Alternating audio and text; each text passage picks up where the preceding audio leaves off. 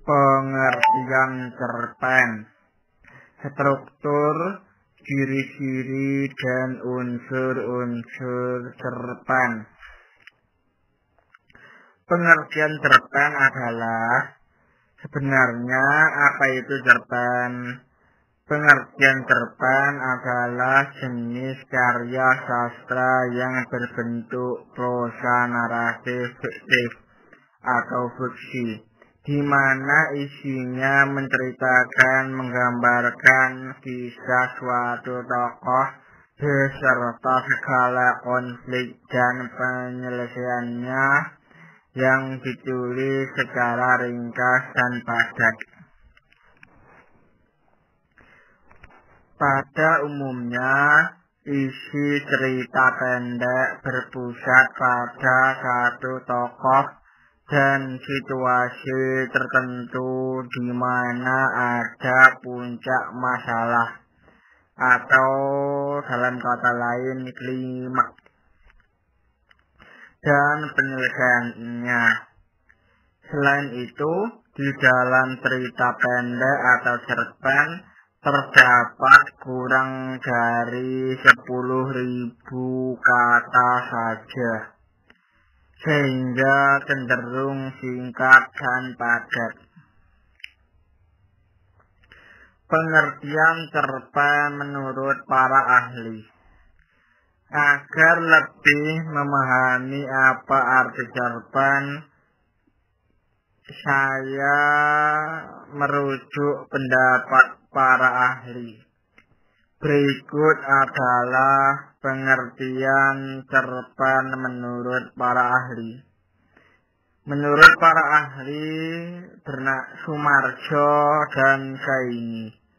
Menurut Sumarjo dan Saini, pengertian cerpen adalah cerita fiktif atau tidak benar-benar terjadi. Akan tetapi, bisa saja terjadi kapanpun dan dimanapun yang mana ceritanya relatif pendek. Menurut Nugroho Noto Sisanto, pengertian cerpen adalah cerita yang panjangnya berkisar 5.000 kata atau kira-kira 17 halaman kuarto spasi, di mana isinya terpusat dan lengkap pada dirinya sendiri. Menurut H. B.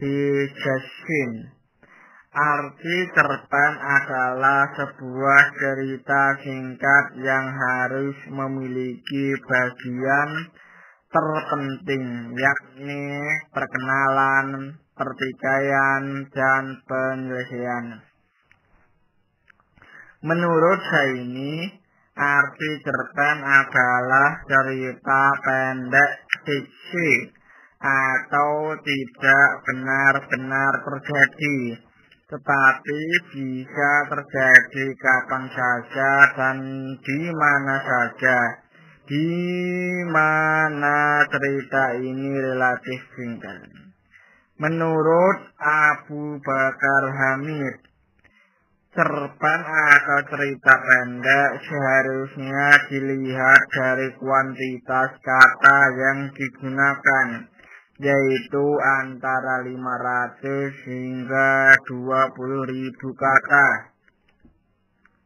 Terdapat plot, terdapat satu karakter, dan adanya pesan. Struktur cerpen. Di dalam cerpen terdapat 6 elemen penting yang membangun teks cerita pendek tersebut sehingga membentuk suatu cerita yang utuh. Berikut adalah struktur cerpen. Pertama, abstrak.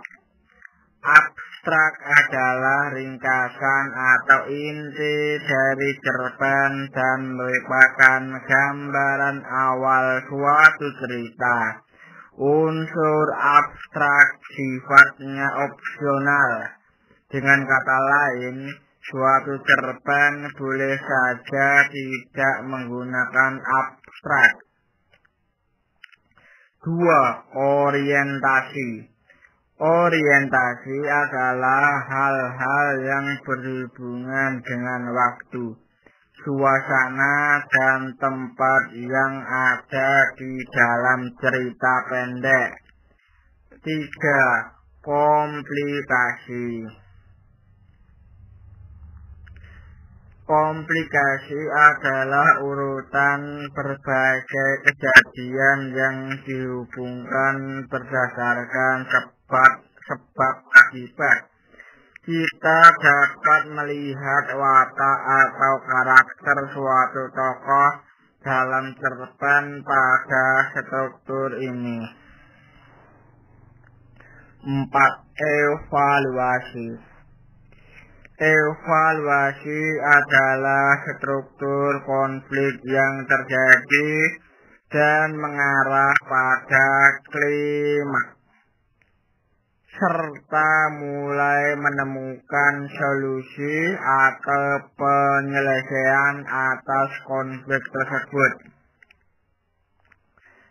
5. Resolusi. Pada bagian resolusi ini, si pembuat cerpen atau cerpenis akan menjelaskan solusi atau penyelesaian atas masalah yang dialami oleh tokoh di dalam cerpen atau cerita pendek. 6. Koda. Koda adalah nilai moral atau pelajaran yang bisa didapatkan oleh pembaca cerpen. Lalu, ciri-ciri cerpen. Sebenarnya sangat mudah untuk mengenali sebuah cerpen, yaitu melalui karakteristiknya. Berikut adalah ciri-ciri cerpen secara umum. 1. Jumlah kata di dalam cerpen kurang dari 10.000 kata. 2. Isi cerpen bersifat fiktif atau fiksi. 3. Hanya terdapat satu alur saja, alur tunggal. 4. Bentuk tulisannya singkat atau lebih singkat dari novel. 5. Isi cerpen umumnya diangkat dari kejadian sehari-hari. 6. Biasanya cerpen menggunakan kata-kata yang mudah dimengerti oleh pembaca. 7. Bentuk penokohan di dalam cerpen sangat sederhana. 8. Cerita pendek dapat meninggalkan kesan dan pesan mendalam, sehingga pembaca ikut merasakan isi cerpen. Jadi, jika teman-teman menemukan sebuah karya sastra namun tidak memenuhi beberapa ciri-ciri yang disebutkan di atas, maka karya sastra tersebut bukanlah sebuah cerpen. Lalu, tentang unsur-unsur pada cerpen. Secara umum, terdapat 2 unsur penting di dalam suatu karya berupa cerita pendek ini, yaitu unsur intrinsik dan unsur ekstrinsik. Unsur intrinsik cerpen adalah unsur pembentuk cerpen yang berasal dari dalam cerpen itu sendiri. Ada beberapa hal yang termasuk di dalam unsur intrinsik, seperti tema, yaitu gagasan utama di dalam suatu cerpen. Lalu alur atau plot, yaitu jalan cerita di dalam cerpen. Selanjutnya latar atau setting, yaitu berhubungan dengan tempat, waktu, dan suasana di dalam cerpen. Selanjutnya tokoh, yaitu pelaku di dalam cerpen. Selanjutnya penokohan, yaitu pemberian sifat dan watak tokoh dalam cerpen. Selanjutnya sudut pandang, yaitu cara pandang penulis cerpen atau cerpenis dalam melihat peristiwa di dalam cerpen. Selanjutnya gaya bahasa, yaitu cara penulis menyampaikan cerita di dalam cerpen, misalnya menggunakan diksi dan majas. Selanjutnya amanat atau pesan moral yang ingin disampaikan penulis cerpen atau cerpenis kepada pembaca atau pendengar. Selanjutnya unsur ekstrinsik. Unsur ekstrinsik cerpen adalah unsur pembentuk cerpen yang berasal dari luar.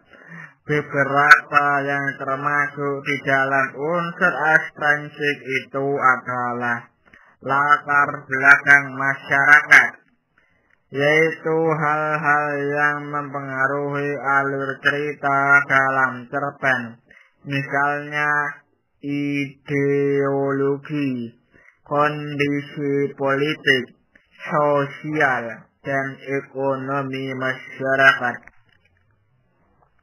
Latar belakang pengarang, yaitu hal-hal yang berhubungan dengan pemahaman dan motivasi penulis cerpen dalam membuat tulisannya, misalnya aliran sastra, kondisi psikologis, dan biografi pengarang.